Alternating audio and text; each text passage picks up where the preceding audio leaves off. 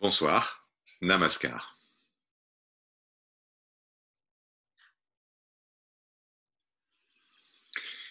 Il n'y a que le un. Comme vous le savez, l'Advaita Vedanta nous dit « Il n'y a que le Seigneur, un, et le monde est une illusion ». Brahma Satyam, Jagat Mithya en sanskrit. Cela peut être vérifié par notre expérience quotidienne, lorsque nous sommes en sommeil profond par exemple, ou durant notre méditation, lorsque l'attention est uniquement concentrée sur ce qui observe et non sur ce qui est observé, le monde, les autres, ou même l'idée du moi-je se dissolvent à ce moment-là. Alors tout cela, le monde, les autres, le petit moi, tout cela n'est pas permanent. Il y a des moments où cela existe, puis d'autres où cela ne semble pas exister.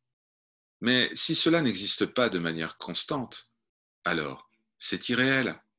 Seule la conscience d'être apparaît comme permanente, non dépendante des objets observés. Bien. Cependant, pouvons-nous faire totalement confiance à l'expérience? Après tout, l'expérience est perçue par nos sens, limités et imparfaits. L'expérience est filtrée, interprétée par nos émotions et nos conditionnements. Peut-on faire confiance à l'expérience? Et si on faisait plutôt appel à la raison? Nous l'avons entendu dans une précédente vidéo, ce qui est, et ce qui n'est pas, n'est pas. C'est l'affirmation irréfutable et centrale de la déesse, reprise par Parménide dans son poème philosophique de la nature. Prenons le monde. Il semble contenir des objets qui paraissent exister de manière séparée.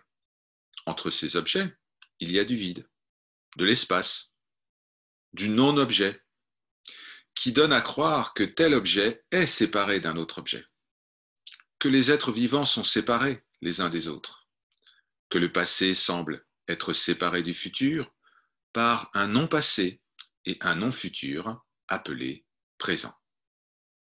Une question se pose. Comment le non-objet peut-il séparer des objets?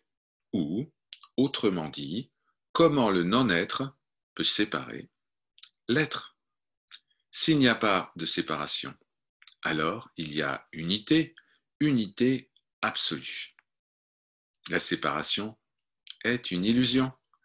Le monde apparaît comme séparé de celui qui l'observe. Les objets, les êtres, apparaissent comme séparés entre eux. Mais ce qui existe ne peut pas naître d'une illusion, la séparation. On peut donc déduire que le monde, en tant qu'objet séparé, n'existe pas. Et si rien n'existe, en dehors du un, nous pouvons donc affirmer que seul le soi un existe et que le monde est une illusion.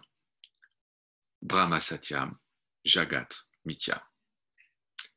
Cette réalité, cette conclusion, cette compréhension n'est ni le résultat de l'observation des phénomènes, ni la production des émotions, ni celle de nos idées préconçues et de nos opinions.